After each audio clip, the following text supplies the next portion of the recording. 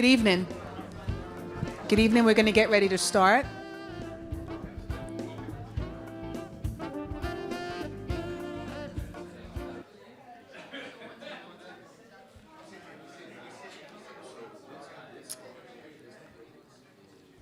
Good evening, everyone. Great.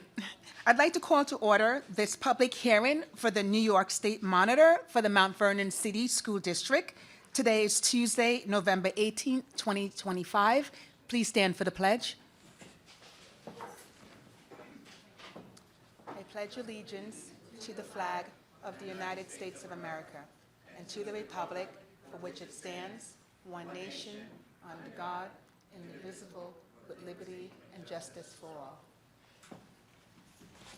Thank you. This evening's hearing will focus on the monitor's findings on the district. I will now open the floor to our Superintendent of Schools, Dr. Demario Strickland, as the moderator this evening. Dr. Strickland?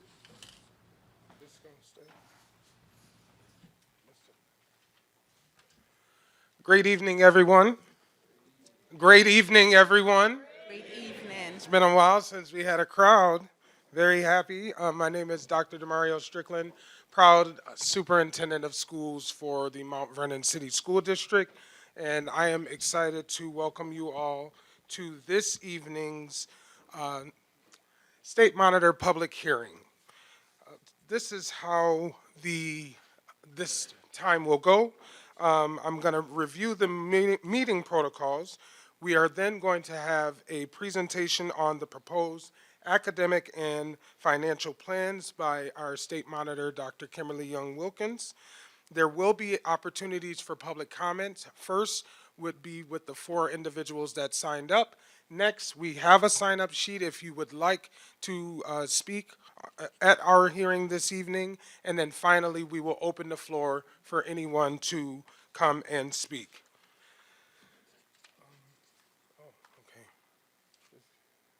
You had the, yeah. On slide 3. Next one. Next one. Yep. Next one. There we go. So here are the meeting protocols for this evening. After Dr. Wilkins has finished her presentation, I will open up the meeting for comments. Anyone who has submitted a request to speak will be given 3 minutes to talk and will be called upon by name when it is his or her turn. Speakers will be called in the order their speaking request was received.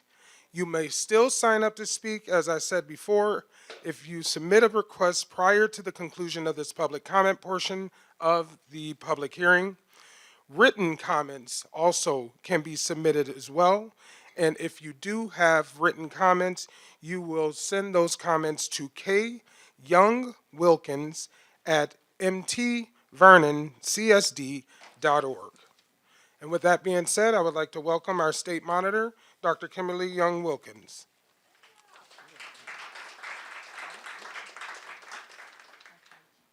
Good evening. It is so good to see people in seats at our meeting, so this is really great. So thank you. So starting out with the next screen, statutory requirements. Chapter 56 of the law of 2025.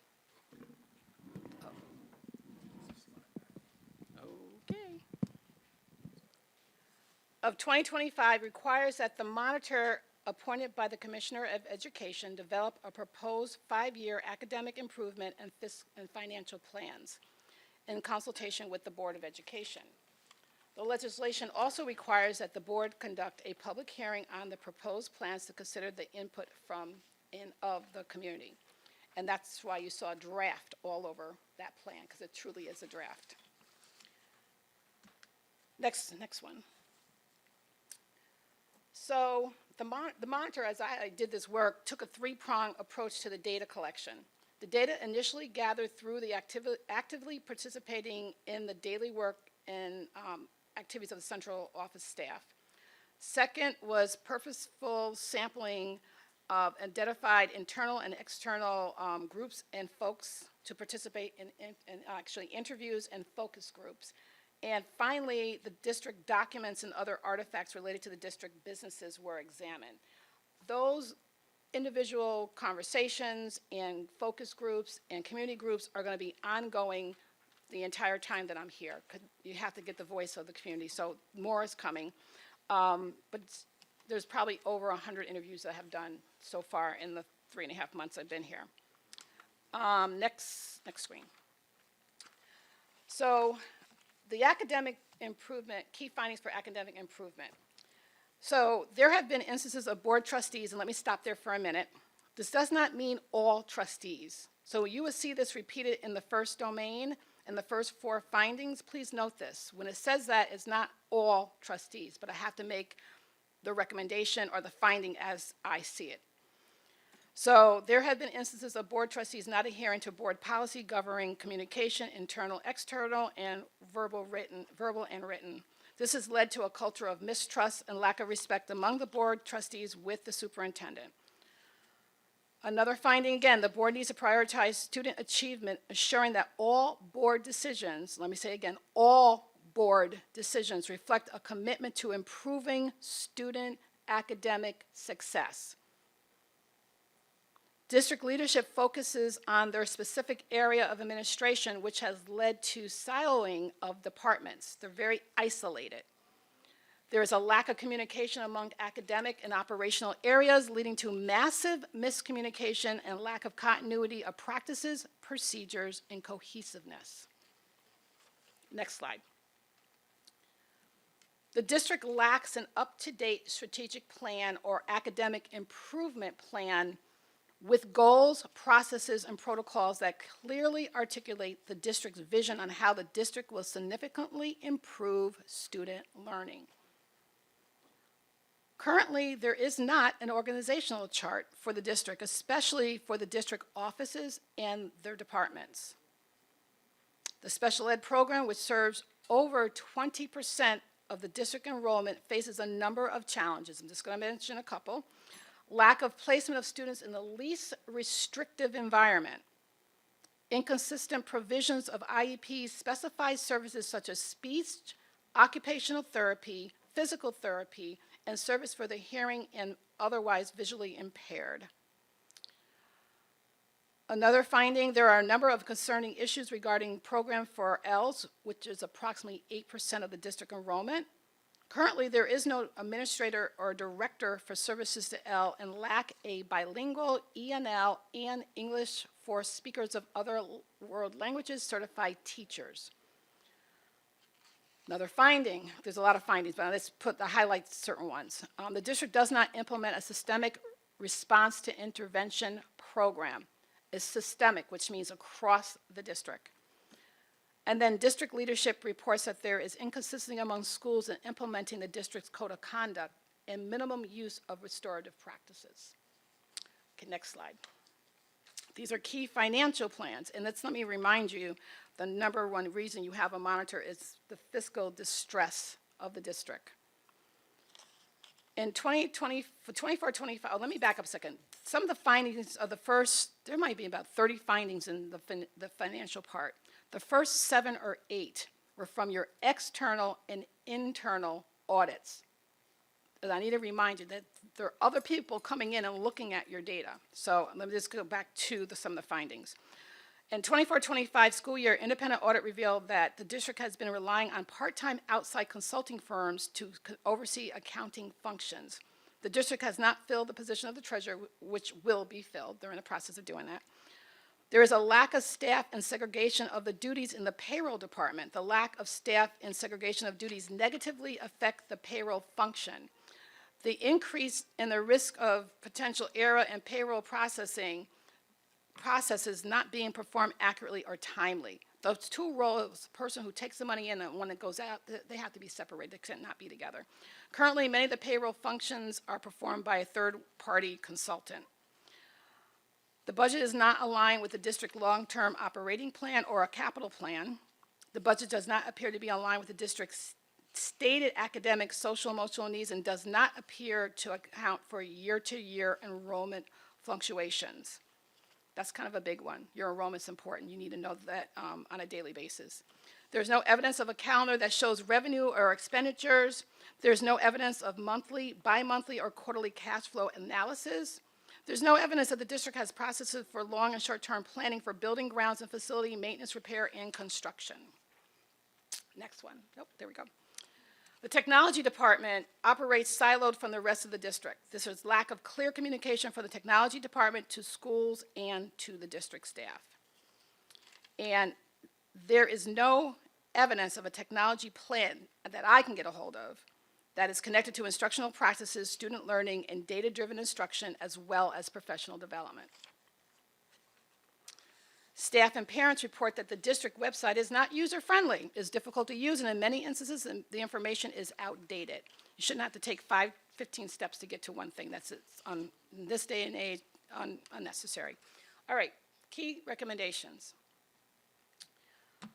The monitor and the Mount Vernon City School District will develop a detailed work plan focused on improving academic outcomes, achieving long-term financial stability, and creating a more equitable school system. Guided by the monitor, there will be oversight and ensure compliance with the applicable laws and regulations, and there must be improved leadership through professional development, a clear communication, recruiting, retaining qualified staff, implementing evidence-based instructional practices, and fostering a positive school climate, and enforcing strict expenditure control. Please note for the next steps as well. As your state monitor, I am mandated to do quarterly reports that will be very public and very transparent. They will be presented to the board in a public forum. I also have to do a biannual report and a yearly report. So there is no getting away of monitoring this plan. I also just have to let you know, I meet monthly with State Ed, by myself as the monitor, with Dr. Strickland as the monitor and the superintendent, and then I meet with all the state monitors all come together. So 3 times a month, I'm reporting out the work that's going on at Mount Vernon. Also note that the dates recommended in the plan as you see it, that's one reason why it's in draft. Some of those dates are going to be tweaked to ensure that the time frame fits the work that needs to be done. So that will have to be prioritized, and we're in the process of doing that. So when the plan goes back out to the board next week, those dates will have been really worked upon. So we want to make sure that the district is doing the work necessary. Next, oh, you're just already there. Thank you. All right, adoption of the timeline. Chapter 56 of 2025 requires that the monitor submit the proposed academic and financial plans along with any disagreements or request amendments and documentation provided justification for such disagreements, request amendments to the commissioner no later than December 1st. So bottom line, we got to get something to the commissioner by December 1st. I think December 1st is on a Sunday. We're going to get grace. We're going to give it to her by December 2nd. How's that? Okay. Where there's agreement on the proposal, on the proposed plans, will be deemed approved. If there's disagreement, by January 15th, the commissioner shall approve the proposed plans with any of the requested amendments or make any modifications the commissioner deems appropriate. The board must provide the commissioner with any information request to approve such plans within 30 days of such request. And again, if somehow we can't come to an agreement, the commissioner has a lot of time to kind of look at it, plug it around, and then she sends it back. Oh, I'm ahead of you. Okay. Next, they're going to allow people who have signed up to speak in a maximum of 3 minutes. And I'm really taking in your comments. I want to really emphasize the importance of your comments. We will be getting this transcribed, and I will be putting some of the exclamation points or checks on certain parts of the recommendation. So your comments are really important to the report. We really need to hear your voice on that. I will answer questions as I can. Some things, like someone sent me, I wish I was a psychic. They asked me if the taxes were going to go up. I don't know. I hope not. But I really, don't ask me something like that. I can't. It's an important question. I'm not downplaying it. But I can't answer that question. We're actually developing your budget calendar as we speak. So it can be a real process that's clear and very concise so that you know every step of the way as we build the budget and get it prepared for you for May. So I had to put it in there because I wish, if I was psychic, I would be doing lotto, getting you numbers and everything. I just don't have it like that. So with that, I think, Dr. Strickland, we are ready to go. Our first speaker this evening is Hope Maribel. Now, do they need a mic?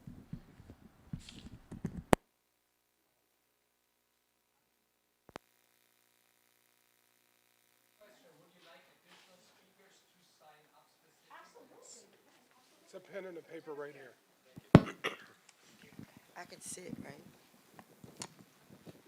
Be comfortable. I can be seated, right? I can sit. Okay. Good evening. I'm Dr. Young Wilkins and Dr. Strickland. My name is Hope Marable. I'm a lifelong resident of Mount Vernon, New York.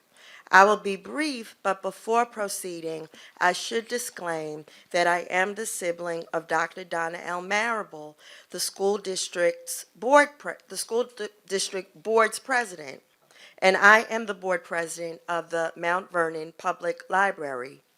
I believe it's important to point that out because it's no secret to anyone assembled here today that not so long ago our library faced a very similar crisis. So as one who has endured it and survived it and has read every line of Dr. Young Wilkins' painful analysis of the predicament of our beloved school district, of which my 3 siblings and I were all molded, it is a crisis indeed, and there is no other way to say it. To the existing trustees of the Mount Vernon City School District, I know what it's like to inherit a mess. I realize how defeating it can feel and how confusing it might be, and that your ongoing notes to self might consist more or less of, why am I here? What was I thinking? Maybe I should just walk away.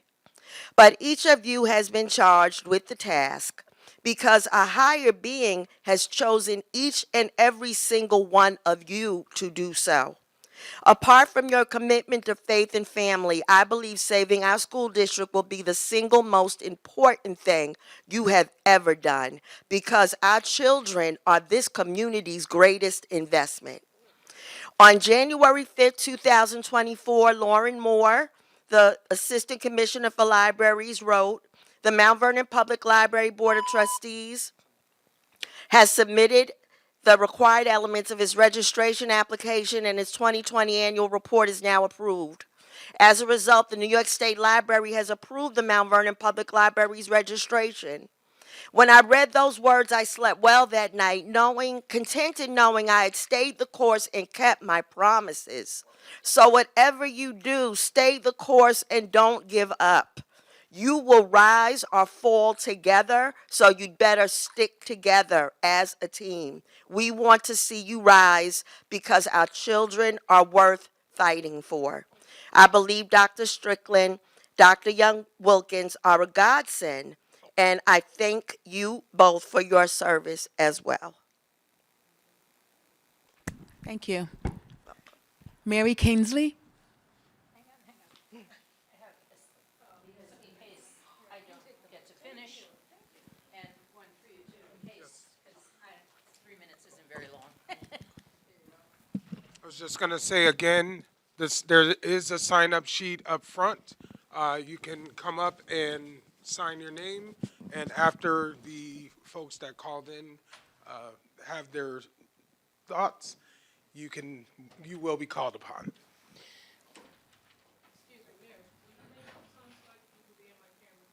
Maybe I don't want it. Brenda. Okay, so I'm going to run right into this. I'm Mary Kingsley, and I've read the report, and I had a number of comments here, and I don't expect you to answer any questions right now. I want to just run through this, and I'm available for conversation in the future. So when we talk about improving our schools, we have to ask hard questions. What if deadlines aren't met? What if staff isn't hired? What if the board doesn't get the training? What happens? They're not abstract concerns. They directly affect student achievement. Missed deadlines stall momentum and undermine confidence. Delays ripple across programs, pushing everything behind schedule. Expectations must be firm, cleared, and followed. Staffing unfulfilled positions deny students critical services. Overburdened existing staff leads to burnout and lower quality instruction. We must ensure that anyone hired meets the actual requirements of the job, no shortcut. Board training. An untrained board causes inconsistent governance and weak oversight. Training is essential for alignment, legal compliance, and effective leadership. I think we really have to work on robust early literacy and math. I know too many people from our system that their literacy at 12th grade is pretty appalling. A multi-year literacy program that incorporates early math foundations. Keep it stable long enough for teachers to become proficient with the syllabus. Avoid constant initiative changes. Consistency drives mastery. Minimum standards and benchmarks. Set clear minimum achievement standards for each grade. Establish benchmarks across all grades in schools must be consistent and standardized. Create assessments that accurately measure achievement towards stated goals. I don't think has proven reflective of true achievement. Consider more reliable alternatives. And the last page there is a text I got from my son, who is multiply handicapped and was in the ACE program at the high school, and I already tested him at, I think, first grade literacy. And while he is multiply handicapped and a junior at Syracuse University Inclusive U, you can see that's not first grade. If services cannot be provided, in-district placements must be reconsidered. Not finding a professional to fill a vacancy cannot be the reason a student goes without needed services. Have board members, executive staff, teachers, and support staff collaboratively create a mission and vision. When everyone participates, there's ownership, unity, and shared purpose. IEPs and communication. Ensure IEPs are sent to parents before meetings in draft forms. This is my personal pet peeve. Transparency builds trust and improves teamwork. Music and arts, big for me. Strengthen music and art programs system-wide. Teachers must be given curriculum materials and structured support. It cannot depend on each teacher reinventing the wheel.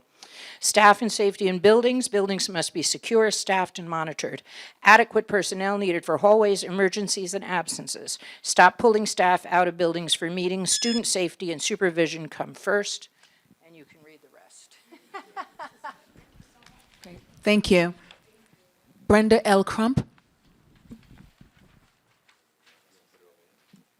I'm just going to walk over here, then I can be in my camera. Thank you. I think I'm in it. Let's stand close here. Closer. Slide to the left. Slide to the right. Are we good? C-R-U-M-P, Brenda L. Crump. Okay, good evening, everyone. So I won't go into detail like Mary Kingsley. I'll save that for another meeting. I don't have but so much time. One thing I want to ask, the question that's been asked to me of the community, is when you reference board trustees, are you talking about current board trustees, past board trustees?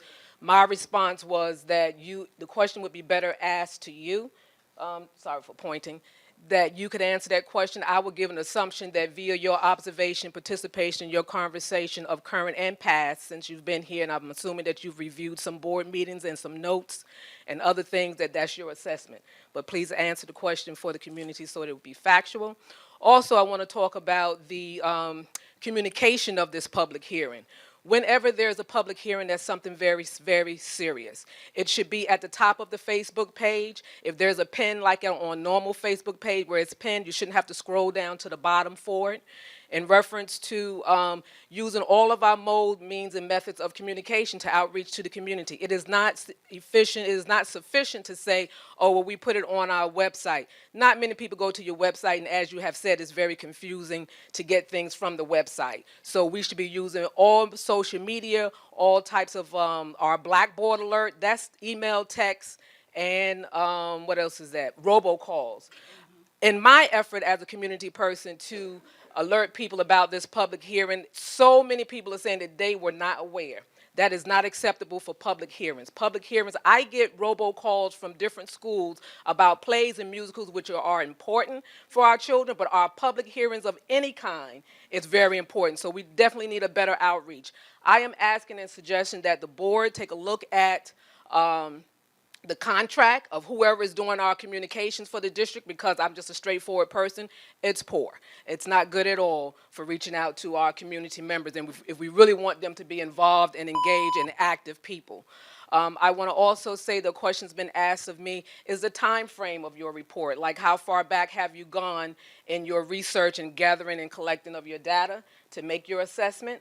People want to know that. So with that said, I'm going to say again, very important about reaching out to the community.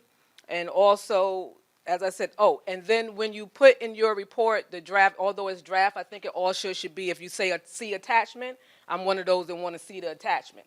I'm looking for the attachment. I'm sure everybody else, other people are as well. So please attach the 8 board characteristics. I think that's the only time that you reference see attachment in the report.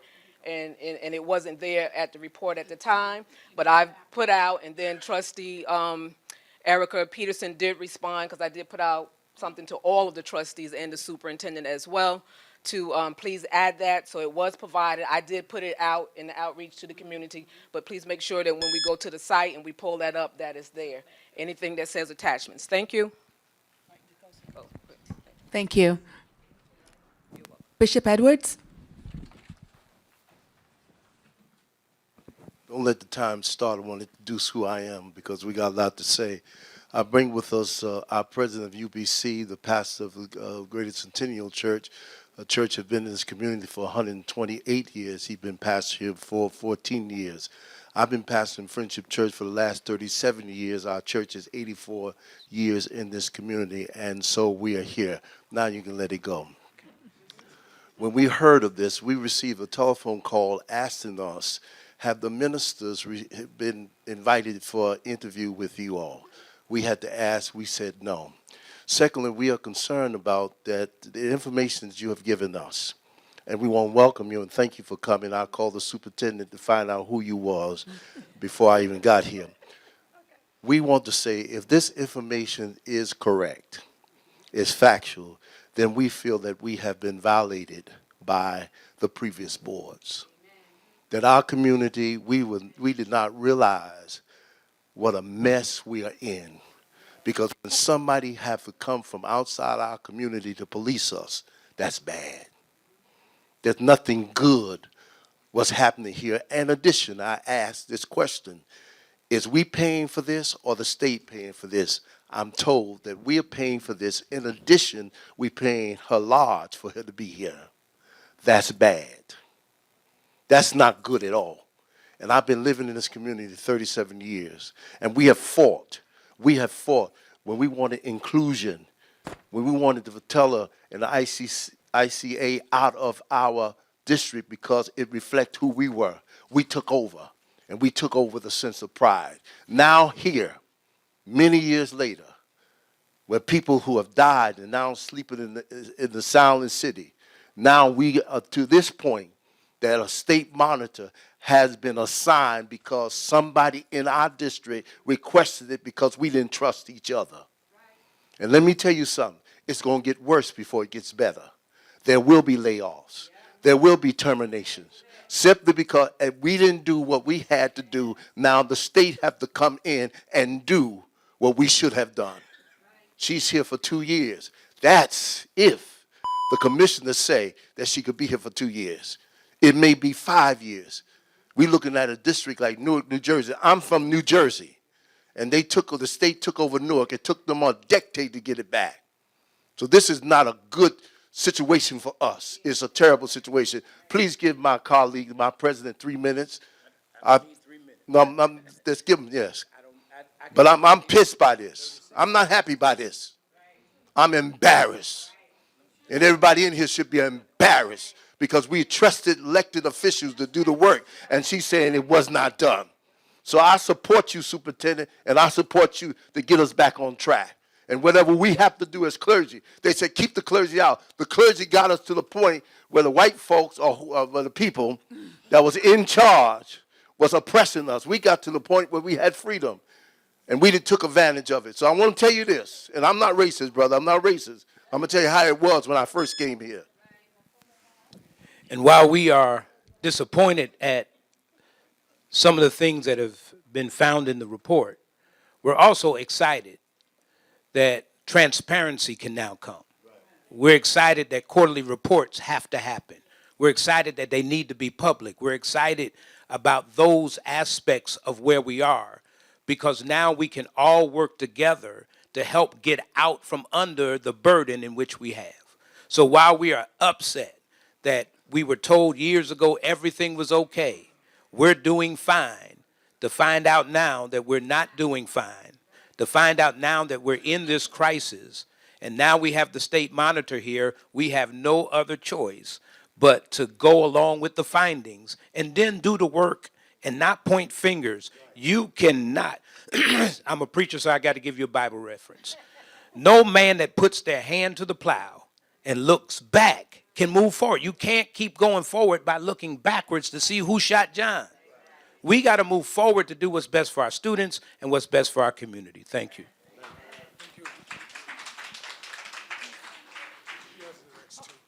Thank you. Axel Eberman?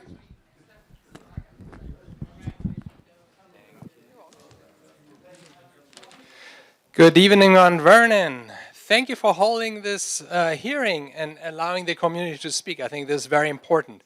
First of all, I want to say I appreciate all the work that went into this report. You can tell this was not easy and there was a lot of work, and I read all of it. I think anybody who can read can see that there are significant problems with our school district, starting with the board. However, your work and the work by our new superintendent give me hope for the first time in Mount Vernon. I'm not here all the time, but I'm watching what you're doing. Stay the course. I think you're doing really, really fantastic stuff. Thank you for your dedication to our children. I just want to make one point. Reports are not enough. We need to end the pattern of corruption and cronyism that is highlighted in this report. And yes, we have to look back.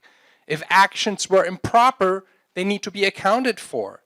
There need to be consequences. If school board members that are still sitting, as outlined in the report, try to intervene with school district staff to get their friends and family hired, they need to resign. Not maybe, not tomorrow, not in a week, right now. We cannot tolerate this because that creates the atmosphere to get where we are right now.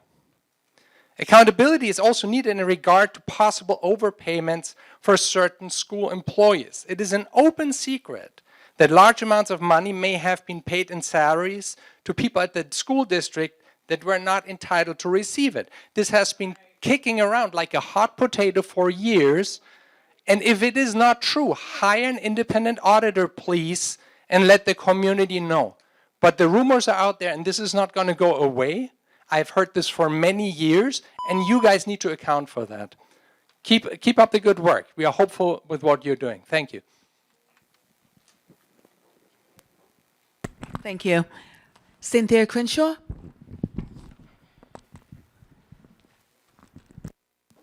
Hi, good evening. I apologize, but I didn't get a copy of this report. I guess it's online, or is there copies here anywhere? Because I would like to see what your report showed. Because like I said before, with your situation, it's $1 late, $1 short. We thought you was going to be here way before they decided to close 3 of our schools. And one of those schools is a historic black school that was closed. And at one of the other meetings, one of the trustees that closed the schools said that the schools are overcrowded now, and what is this superintendent going to do? So what I'm thinking is that this new staff that's here now was actually set up. They know by closing these schools what was going to happen.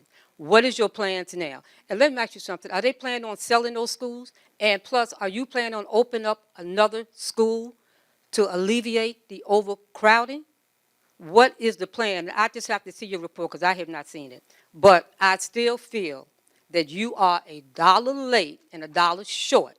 You should have been here before they decided to close the schools to listen to our concerns, because that is what we was told, that you was coming here. But that did not happen. So I just want to know, once I see your report, I guess I can talk about it more. But are you planning on opening up another school to alleviate the overcrowding of the schools? Because the trustee that closed the schools said it was overcrowded. But didn't they know that before they closed the schools? Closing 3 schools, over 1,000 kids, that it was not going to be a problem with the overcrowding? So that's what I would like to hear. And plus, you did not raise taxes for 10 years. 10 years. Mount Vernon was the only city that did not raise taxes for 10 years. So what did you expect to happen if we don't have any money coming in? The teachers, our bread and butters, they are not getting a raise. And those are the pillar of this community. That's who raise our children. That's who give our children education. What are you doing about that? Okay, the schools are overcrowded. The schools are overcrowded. Are you opening up the schools? Are you going to give our teachers what they need? Those are my questions, and I would like to see your report. Is it a copy here?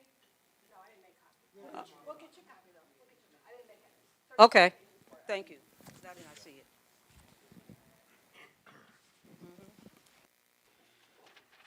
Those are all the names that we have scheduled. We can open the floor up now for anyone else who would like to make a comment. The floor is open.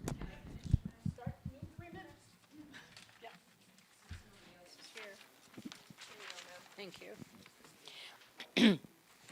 So I said about safety and staffing in buildings. Enrichment.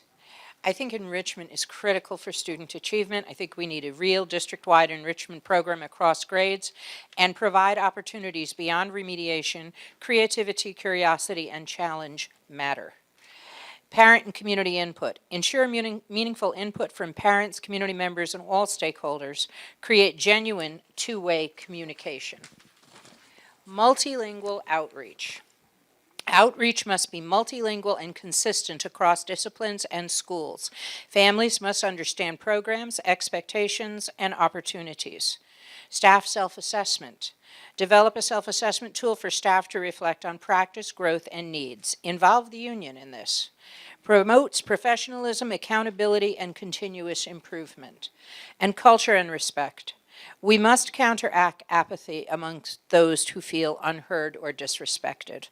We have to address and eliminate the stated bias against the South Side. Equity must be real, not just spoken, but practiced daily.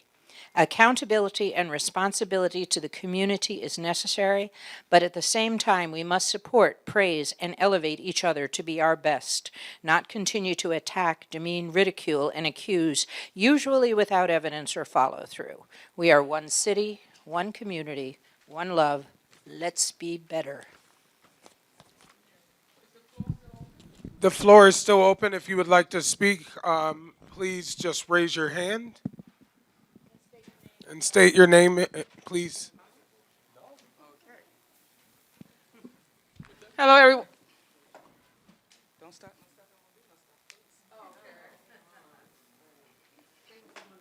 Hi, everyone. My name is Kathy Brunton, NAACP president. I'm just here to support you. But most of all, I'm here to support our family and our community. This is not going to be a screaming match. You just walked in the door.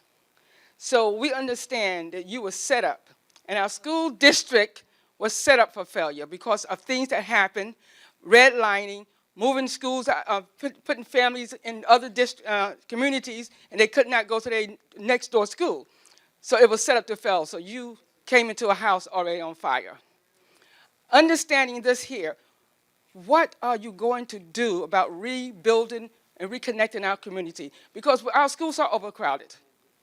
Okay, our teachers cannot go in the classroom with 35 children with no real support system. Very, very important. We have come from a way that seems so negative. So I'm not here to tear you down. I'm here to work with you, to help you, to give you a voice in our community, and to make a difference. So whatever I can do to stand in the gap as the NAACP representative, let me know, and I'll do just that. Thank you.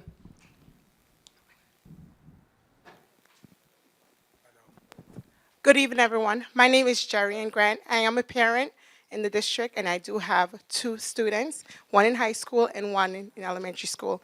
My question, I'm responding to the last meeting. I listened to it on YouTube, and I realized, and hopefully I did not misunderstand what was stated, but there was a monitor here for 10 years based on a lawsuit that was, it's based on a settlement from the lawsuit. My question is, I was very appalled when I realized there was a monitor because obviously I had no idea. I've been involved with the district since I said the pandemic, and not knowing, I also have a sped student. So not knowing that there was a monitor from that lawsuit, I think is a disservice to the community. And also, I've been involved with making sure I showed up all the town hall meetings and with the budget report and everything. I'm quite aware that the monitor was being paid by the city, but I did not recall seeing a budget line item on that expense saying that there was a monitor being paid. So that's one of my concerns. But my main issue is, since the whatever reporting from that monitor was not complied with 100%, what are the ramifications from that not being done? I also have a problem with the monitor because it shouldn't have taken 10 years. If I'm not a teacher, and I've handled many projects, large projects, but there's got to be milestones. And if you're not following those directions within a certain time period, how do you not escalate and say, hey, the district is not performing based on what their recommendations are? So who monitors that monitor? So I have a big issue with that it took 10 years. Those students are already probably out the district already. So that's unacceptable. So how do we make sure this does not happen again and make sure that whatever the monitor I know is in place, what is being done to ensure that this mistake does not get repeated? I've heard many times, let's close and move on, but that should not be the case. We need to look back, understand retrospective, what was done wrong, what do we need to do right, and make sure we don't keep repeating these mistakes. I've been in Mount Vernon. I am a product of Mount Vernon school system, and I think I've done pretty well. But we're being a disservice to our students, and we want to make sure we remove all barriers and not being we're actually setting up them for failure. Now, I must say for parents, I'm disappointed because I thought there would be a lot more parents here tonight. And not just parents, because I've heard the same statement all the time. I don't have kids in this district. It's unbelievable because if you don't have a child in the district, if you're a property owner, I've repeated this many times, it does affect you. So tell your neighbors they need to come out and have accountability for all our administrator and our board members. This is ridiculous. Not even if you're a property owner, but also if you live in the district, if you do business in the district, if you care about your future with these kids, why you're not standing up for them? They're our future. And I'm hoping that this is going to go up and upwards and this does not continue. So let's see. But parents, friends, family members, neighbors, we need to do better. Thank you. Good night. My name is Lisa Robinson. I am new to Mount Vernon. This is our 8th year. My family of 4, 2 girls, and my husband. My 17-year-old graduated from Mount Vernon High School. She's going to be a chef, a personal chef like her mommy. And I have a 13-year-old that sent me to this meeting because she wants to know why is she still taking the Regents when her cousins aren't taking it in other states? And also, currently in Pennington, there is no science teacher, right? There's a substitute teacher, and she wants to know why is she taking that? Why is she taking the Regents for science if there's no teacher? The students don't take the class seriously, and so she is feeling somewhat left behind, because now is she going to high school with that credit, right, for the class? She doesn't know. She's in limbo and she wants to graduate on time. And as for this gentleman, I'm sorry I'm pointing in the glasses, nepotism seemed to be everywhere in Mount Vernon. It doesn't matter about the school, it's the board, the building board. We've had many issues with that. It's every corner of Mount Vernon. Everyone has a handout, and if you don't know someone, you just get nowhere. And I feel it's a shame that we have to do the same thing in the school system. It's really sad. Again, I'm a product of the Bronx, right? We all know the taxes in the Bronx is no more than $6,000 a year, right? Here in Mount Vernon, we pay an extreme amount of taxes. Neither one of my children has ever been on a school trip. Never. Never. She is 17, 18 in 1 month, and she has never been on a school trip, not from sixth grade. And that's sad to me because the Bronx, with $6,000 a year, you're going to the zoo, you're going to a play, you're going to at least 2 museums for the year, and I just feel it appalling. I thought Mount Vernon, being a smaller community, would have been really great for my family, but I find myself working so hard to find help for my kids. You know, I reached out to, I had a math substitute, tutoring in my house for an entire year. I spent $700 a month on math tutoring for my daughter just so that she can do well. And, you know, to be honest, my kids are not children that might go to Yale or whatever, but I do want them to know what they need to know. And it's just really difficult. Like, both my girls are on IEPs, and to get them out of it is private tutoring, and more private tutoring, right? And if I'm paying so much taxes, why do I need to come out of pocket for tutoring? Like 2 weeks, 2 hours a day for 4 days out of the week for an entire year. That's a lot of money, right? And it has to get done because those are my girls, and I need them successful, and I need them to know they're not just here to do what do you call that kind of work where it's repetitive. I don't even remember right now. But I don't need them doing that kind of work. I need them using their brains and forming ideas and businesses, and none of the schools here really do it. Thank you.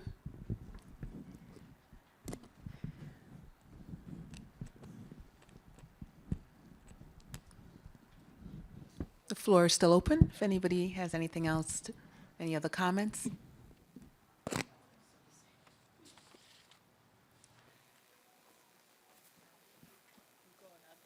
I'm gonna stay right here. Thank you. I am Dr. Lynn Middleton, Bishop Dr. Lynn Middleton. I am a school board trustee, and this is my third year on this board. And I just want to say that a lot has transpired in the last administration. Yep, that really got us where we are today. But given when we're talking about it, we already know what happened. So my question is to Dr. Wilkins and Dr. Strickland, and to everybody that make up the cabinet, what are we going to do now? Because we pulled you in here to make a difference and to help us to move forward.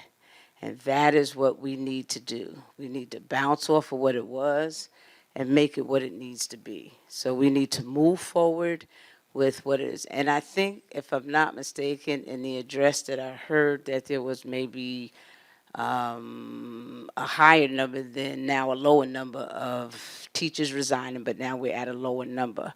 So wherever the gap was it filled with certified teachers, or was it really filled with substitute teachers? To say that, okay, now there's a difference maybe from 1,100 to 55, or whatever the numbers were. So my thing is that we pulled you in here, Dr. Strickland, and other people to help us to move from where we were. And it's not easy. I know it's not, because I sat there, I got beat up for 2 years. That in the third year, we would see the difference. I did. Every meeting, I got beat up. I got beat up every meeting, but guess what? It was worth it, because I know who I am. I'm confident.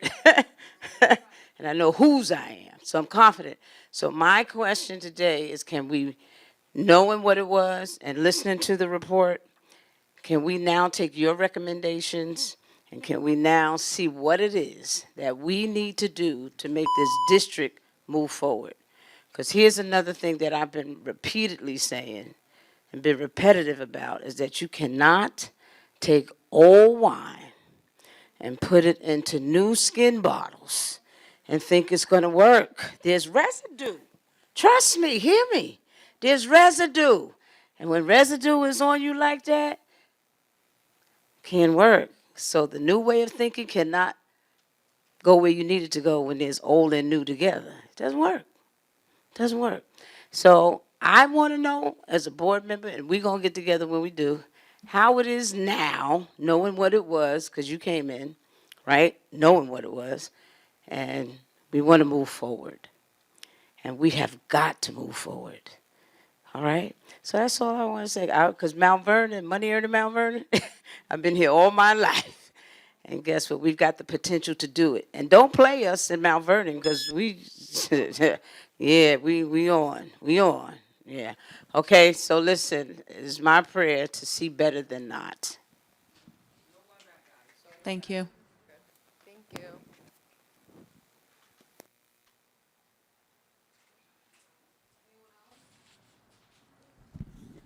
Floor is open.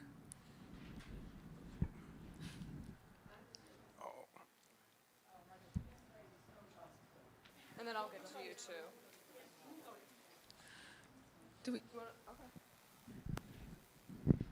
I just want to say that there's a great team assembled, and there's no reason why the work cannot get done, and that was why I emphasized that the current board, they need to stick together. How do you get it done? You stick together, you work together as a team, you appreciate what each other has to offer. There's always going to be those that kind of don't want to see you make it because they're going to go, "Oh, I told you so." But you guys have the ability to prove them wrong. You really do. But you do have to stick together because it's like I said, you're going to fall together or rise together, and we want to see the school district rise up from this. Thank you. Thank you. Good evening, everyone. My name is Donna Marable, and I am a resident of Mount Vernon. Full disclosure, I am the president of the school board, but I am not speaking on behalf of the school board. I am speaking as an individual resident in the city which I was born, raised, and educated in. I have seen the good, the bad, and the ugly in Mount Vernon. I am also a retired school principal.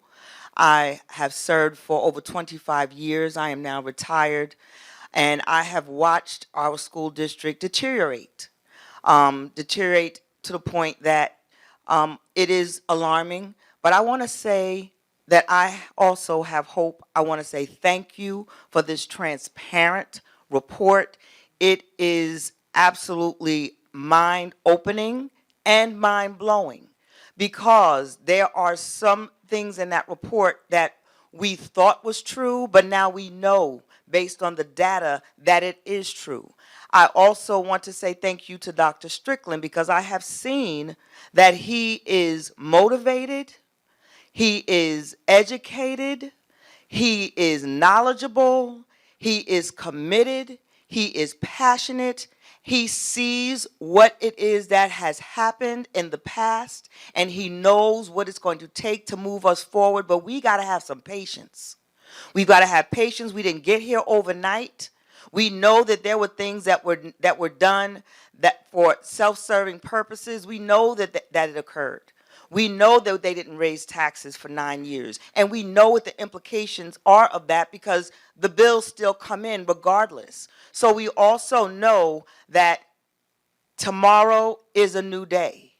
Tomorrow is a new day, and it is going to take everyone. It is going to take this entire village in order to be able to get us back on track, in order for us to see success, in order for us to continue success. I, too, was raised in the city. I graduated from Mount Vernon High School, and I didn't do too bad either. So, and there's a lot of people that I see sitting around in this room, and I want those children that are sitting in these seats now to have the same opportunities that I had when I was a student and I came through this school district. And I know that Dr. Strickland wants and sees the same thing, and I am looking at this as an opportunity to see what was wrong and to see where we need to go so we can make it right. Thank you.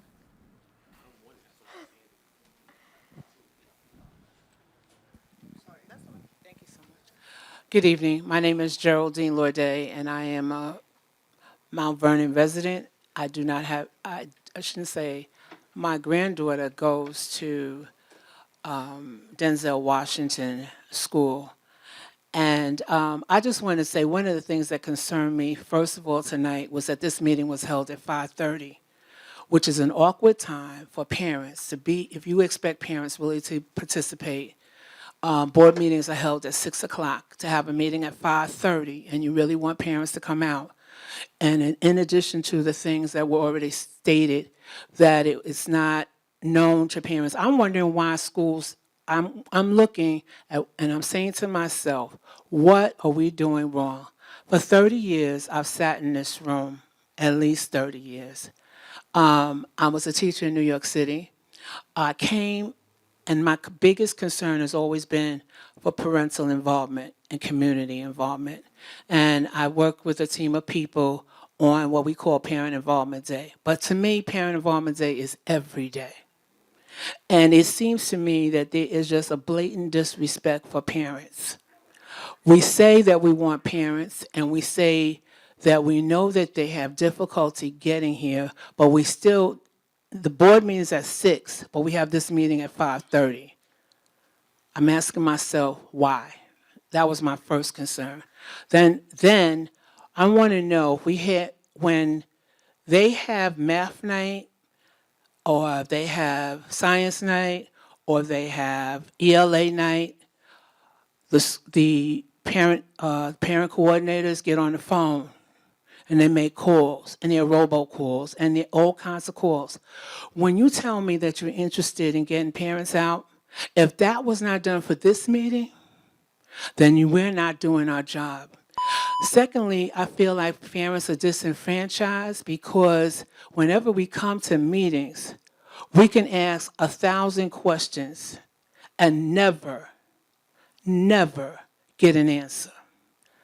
How long do we expect people to come and not feel heard or seen? For me, it's not that I did not know what was going on, but we could ask 1,000 questions and it was never answered. And it seemed to me that nobody cared. And the only time you have people coming out is when there's a big hoopla. And then the questions never get answered and you go back to the same thing. And even for myself, I'm tired. I think people become tired and and as I said, they become disenfranchised. And I personally don't want to continue to see my taxes go up if we're not going to do something different. Thank you. Thank you.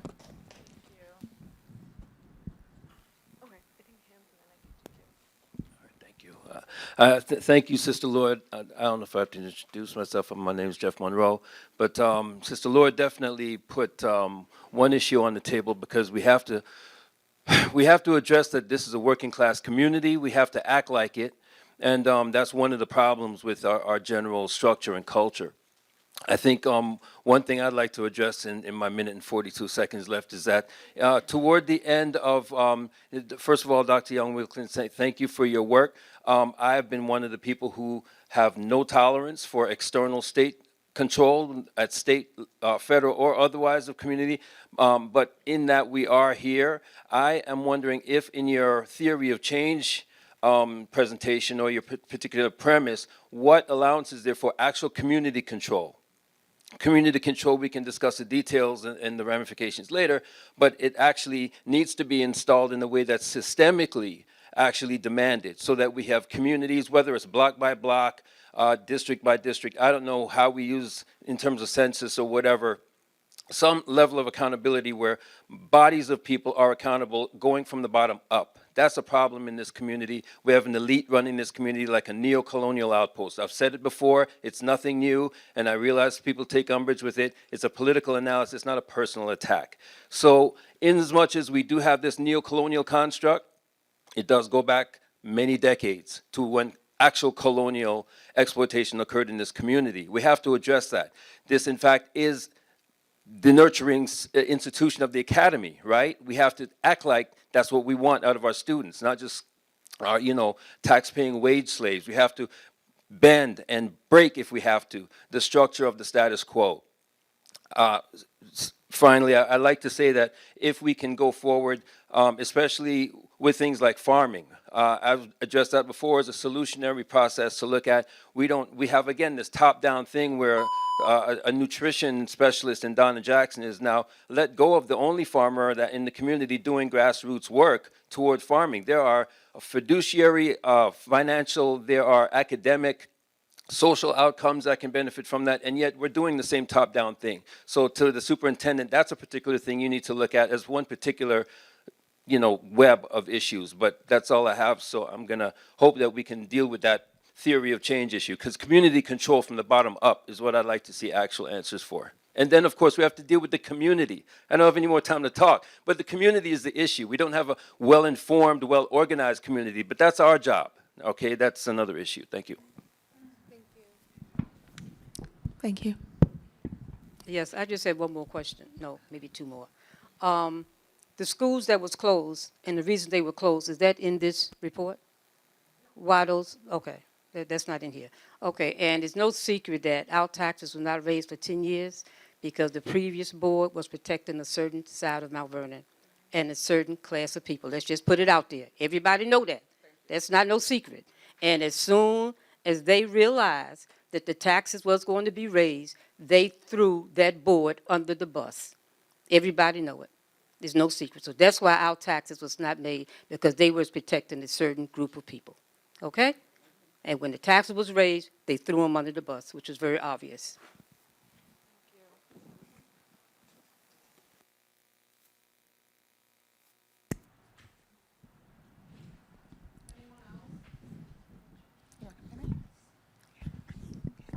All right, seeing there are no more comments, we're going to go ahead and adjourn the meeting. This public hearing is now adjourned. Thank you and good night.